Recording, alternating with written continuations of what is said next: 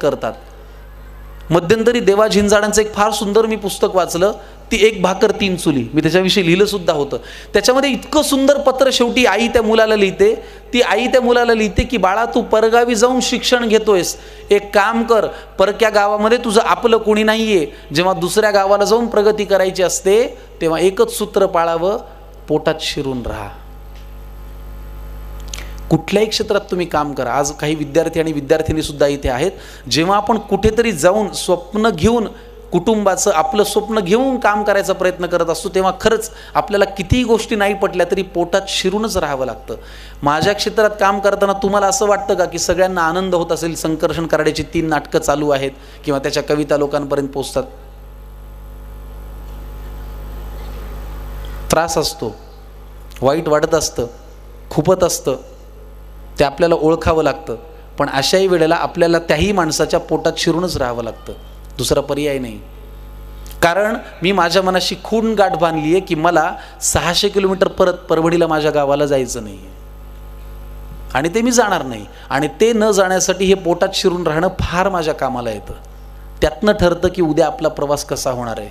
क्षेत्र कुठलंही असो, हे सूत्र फार महत्त्वाचं आहे. मग आज कॉम्पिटिशन एवढी वाढलेली आहे. मी मध्यंतरी एक संवाद लिहिला होता आई आणि मुलाचा. मला सुद्धा घरी गेल्यानंतर असं होतं की आई, आज मला ह्या कलाकाराचा त्रास झाला, आज हा कलाकार मला असं म्हणला, आज इथं हे वाटलं.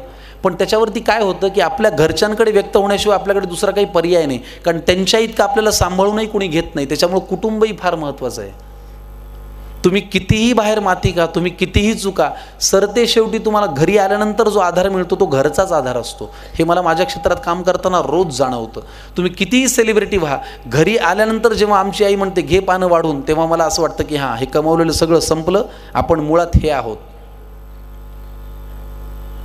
धपाधप पाय आपटत एक लेकरू घरी आलं, वस्तूंची फेकाफेकी करत घरामध्ये गेलं.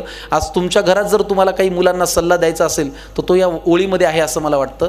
तुम्ही नीट ऐका. आई आणि मुलाचा हा संवाद आहे की धपाधप पाय आपटत एक लेकरू घरी आलं, वस्तूंची फेकाफेकी करत घरामध्ये गेलं. तिने सांजेची वेळ, रात्र झाली नव्हती, आई अशीच देवासमोर दिवा लावित होती. जगासमोर जे चालत नव्हतं ते घरामध्ये मात्र चाललं. बाहेर जे बोलता येत नव्हतं ते लेकरू आईसमोर बोललं. म्हणाला, खोटारडी आहेस तू आई, खोट्या मार्गावर चाललीस, आजपर्यंत माझ्याशी तू खोटच बोललीस. आशीर्वाद देताना काय म्हणतेस की माझं काहीच अडणार नाही आणि माझ्या बाबतीत कधीच काही वाईट मुळी घडणार नाही. आईपासून काय लपतंय? तिच्या लक्षात आलं. तिने बाळाला घोटभर पाणी प्यायला दिलं.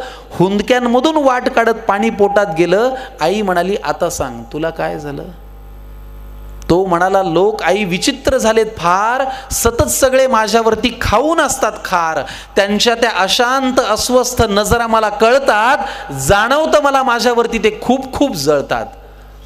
बरं, माझ्याविषयी माझ्या माघारी बोलतात लोकांजवळ, मी पुढे जातोय ना माझा का पोटात यांच्या कळ? बरं, वाईट याचं वाटतं की या वाईट लोकांचा एक संघ झालाय आणि मी वाईट वागत नसून यांनी मला बाजूला केलाय. आई म्हणाली, बाळा तुला माझा प्रश्नच नाही कळला. मी तुला काय झालं म्हणाले, तू त्यांचा त्रास सांगितला. सोडून दे ना, तुझ्यावरती ते रुसतायत का हसतायत, कारण तुला पूर्ण करायची स्वप्न ही तुझ्याच डोळ्यांना दिसतायत. त्यामुळे तुझ्या अपयशाची लोक पाहतायत, ती सगळी स्वप्ने खोटी कर. तुझ्या अपयशाची लोक पाहतायत, ती सगळी स्वप्ने खोटी कर. दुसऱ्यांची रेघ पुसण्यापेक्षा तू स्वतःची मोठी कर. आणि हे केलंस तर तुझं खरंच काही अडणार नाही. आणि आई आजही तेच म्हणेल, माझ्या बाळाचं वाईट काही घडणार नाही. आईच्या तोंडी देवाचा साक्षात्कार घडला आणि तिने लावलेल्या दिव्याचा लख प्रकाश पडला. तिने लावलेल्या दिव्याचा लख प्रकाश पडला. तर मुद्दा हा की आज स्पर्धेमध्ये, इतक्या कॉम्पिटिशनमध्ये, एवढ्या हेवे दाव्यांमध्ये, एवढ्या इगोमध्ये, एवढ्या रुसव्या फुगव्यांमध्ये आज फक्त आपल्याला स्वतःची रेघ मोठी करण्याकडेच लक्ष द्यावं लागणार आहे.